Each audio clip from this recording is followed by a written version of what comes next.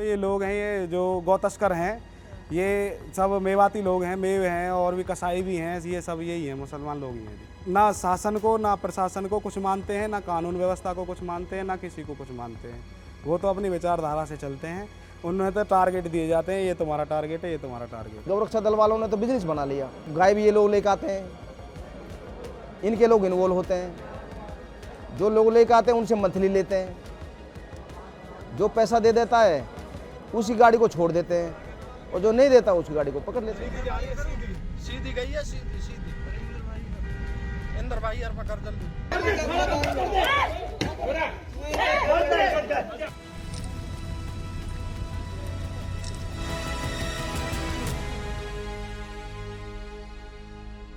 If you've not been living under a rock, then you would know that Haryana has become an epicenter of cases of lynching and violence against locals over allegations of cow slaughter in the past decade. You have the examples of headlines on your screen. Now, if we go by statistics, then there is over a 90% acquittal rate in these cases, but the devil is in the details, meaning the Haryana Cow Protection Law or the Haryana Gauvansh Sanrakshan or Gau Samvardhan Adhiniyam. The state elections are here and the Quint is on ground in Nuh to understand the human cost of the law, its implications and just how Nuh became BJP's Hindutva lab in Haryana.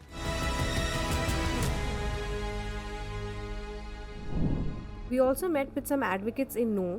Among them were Tahir Devla and Ramzan Chaudhary. Both have been practicing for over 20 years and have been fighting cases under this law. Around 60% of these cases are handled by Devla.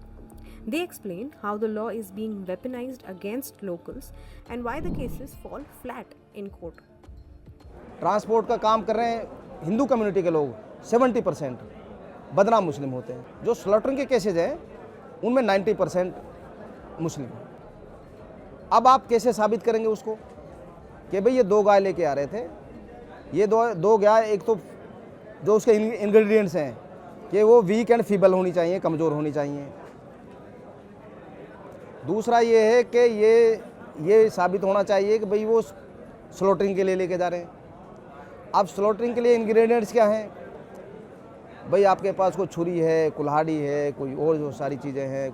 एक आदमी पंजाब से एक गाड़ी लेकर आ रहा है या भिवानी से गाड़ी लेकर आ रहा है, उसमें 2 गाय लेकर आ रहा है, अब 10 गाय लेकर आ रहा है और ये भी मान लो कि उसको काटने के लिए लेकर आ रहे हैं।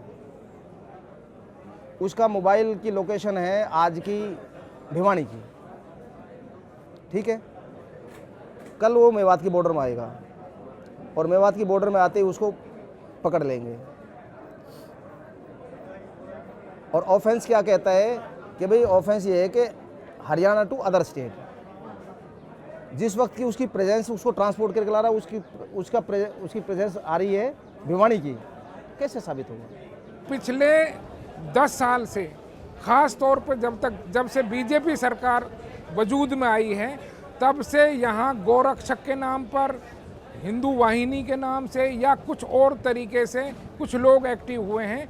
उन्होंने यहाँ पर गाय के नाम पर जो लिंचिंग की हैं, जो बवाल उठाए हैं, बिरयानी पतीले चेक किए हैं, घरों में जाकर बिला वजह जो लोगों को पकड़कर उन पे झूठे मुकदमे बनाने या कोई उसके लिए, जैसे पहलू 2016 में गाय लेकर आ रहा था बहरोड से, दूध की गाय थी, उनको पकड़ा और मार दिया।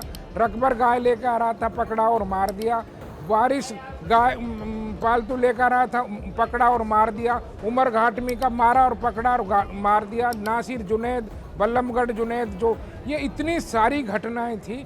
शेखपुर में हुआ, रवा बघोला में हुआ। ये ऐसी घटनाएं थी कि वो जो गोरक्षा दल के नाम के तथित जो गोरक्षा के नाम से बवाल उठाते थे, उनके खिलाफ हमने आवाज़ उठाई। First, a reminder. The Quint is able to do such ground reports on the impact of communalism and religious freedom on the marginalized because our journalism is powered by you, our subscribers. So consider becoming a member today and support our journalism.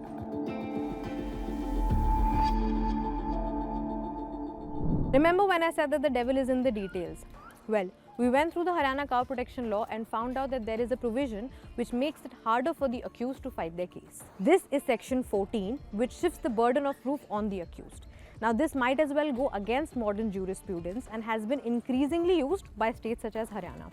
Now, cases under these law are filed at the behest of so-called cow vigilantes, mostly against poor Muslims and Dalits. Hence, it disproportionately impacts the victims and exonerates the Gaurakshaks.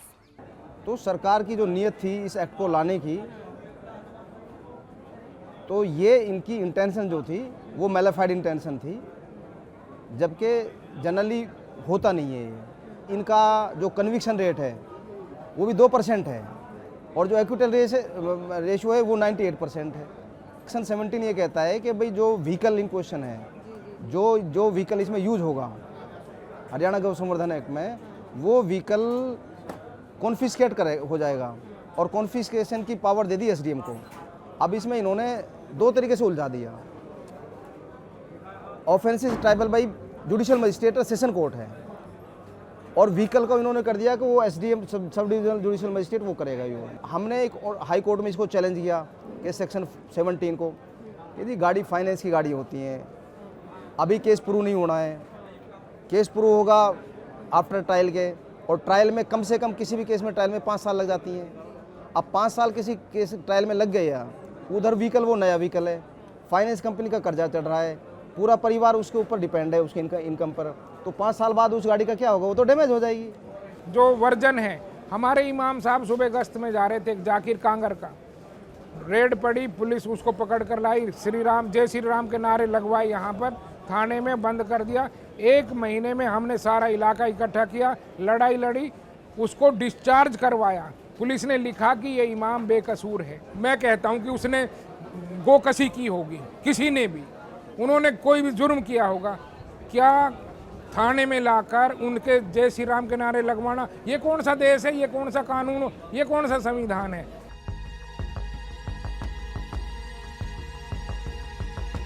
In 2018, a cattle farmer, Rakbar Khan, was lynched by Gaurakshaks in Alwar. 4 people have been convicted to 7 years in prison, but one of the main accused, Naval Kishore, was acquitted. Rakbar's family continues to reel in the grief and still think that they haven't got complete justice. हमको कुछ इंसाफ ना मिलो, हमारे बच्चा को कुछ ना मिले, आखिर 7 बच्चा आ जाके इन लोग कोई मदद ना मिले। अपना खेत कियारी इनके जमींदारा करा भाई, वहाँ में सब टाइम पास कर रहा हूँ, कहा करे। महीना 4 महीना पाछे अपनी हमारी इज्जत करा, 4 महीना की वहाँ तो पाछे एक्सीडेंट हो गई, कोई नो भी देखन ना आयो, मर रही है कि बच रही है। गए तो गौशाला में पहुँचा दी, वो मरो मरायो तो थाना में ले जा, पटक दो, हॉस्पिटल ना ले जाए गयो। इंसान से प्यारी गाय की कीमत है। हिंदू हुआ बीच रोड पे के गाय निकाल, कोई कुछ ना कहेगा। हाँ, मुस्लिम चौ दूध की गाय अपने बच्चा ने ले जा रहा, और गांव में कब निकल रहा ना, वह भी पब्लिक मार मार के हत्या कर दी। वो पूरी तरीका से इंसाफ मिलना चाहिए। जो नवल किशोर निकाल दियो, उन मेन मुलजिम है, वो अरेस्ट होना चाहिए। 5 years later, Waris Khan, a car mechanic, was killed in January 2023 after being brutally beaten by Gaurakshaks. His brother said his car didn't even have any meat in it, and he contradicts police's claims that he died of internal injuries. उसमें जो अंदरूनी उसकी चोट लगी वो लात, घूंसों और but की थी। अगर उसका अंदरूनी चोट लगती, इतना एक्सीडेंट, भयंकर एक्सीडेंट जो दिखा रहे हैं, तो उसकी तो वहीं हो जाता। मेडिकल के अनुसार उसमें मेडिकल में जो पोस्टमार्टम में लीवर डैमेज दिखाया है, तो 99% एक्सीडेंटल में लीवर डैमेज नहीं होता। और वो कह रहे हैं कि इस साइड लीवर इस साइड होता है, तो उधर कोई चोट और कुछ भी नहीं था। माँ बाप एक बेटा होता है, और वो बेटा जिसने पाल पोस कर उस मुकाम पे पहुंच गया हो, जब वो कमाना शुरू करता, जब वो कमा रहा था, तो वो मुश्किल तो आपको पता है कि एक माँ बाप के लिए क्या है, परिवार के लिए क्या होता है।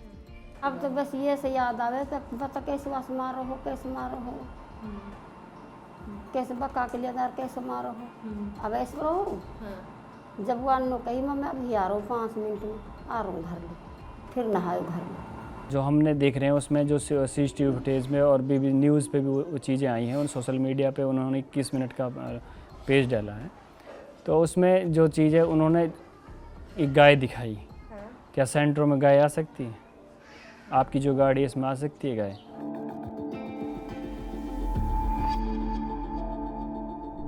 Meet Shailendra Hindu, a self-proclaimed Gaurakshak who has been working as one since 2013.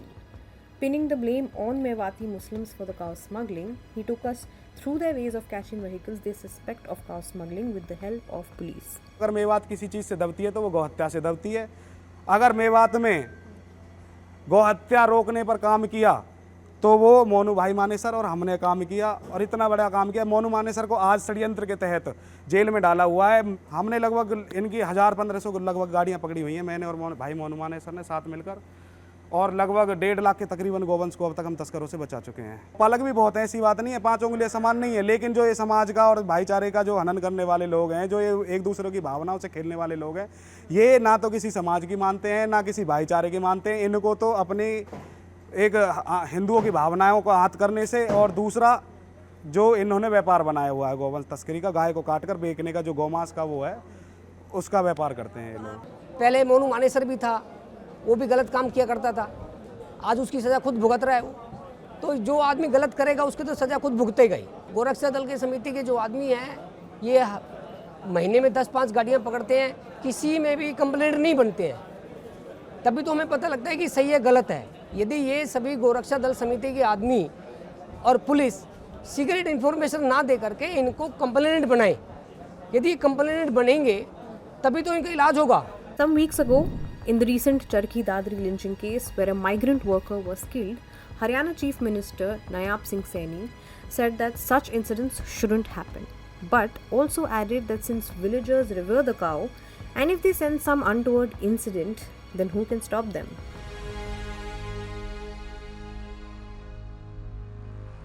Irresponsible statement है और अनफॉर्चुनेट है। एक प्रदेश का मुख्यमंत्री जिसके मैंडेट है वो इस तरह की बात और इस तरह की जो है बाकायदा कानून व्यवस्था बनाए रखना उसका प्रथम कार्य है, और संविधान की शपथ ली है तो उसके अनुरूप ही उसे काम करना चाहिए। बिना पुलिस संरक्षण के, बिना पुलिस की प्रोटेक्शन के मैं नहीं समझता कि इस तरह के जो है एक्टिविटीज़ जो है वो पनप सकती हैं। वो उसको कर्ब करने की कोशिश करी जाएगी। Law of land should follow, nobody is above law. किसी भी बेस में ठीक है, अपनी कोई सेवा करना चाहता है किसी चीज़ में, अच्छे आदमी भी हैं वो करे, लेकिन उसके एवज में और ऐसे जो है एलिमेंट्स, ऐसे असामाजिक तत्व जो है अगर ऐसी घटनाएं करते हैं तो मैं समझता हूँ वो कानून उसकी इजाज़त देता नहीं, और हम इंश्योर करेंगे कि इस तरह की घटना ना हो। When we met SP Nu Vijay Partap in his office, he blamed the media for projecting a different picture of Haryana. On cases under the law, he said that the police have taken control on ground and they ensure to verify and fairly investigate these cases.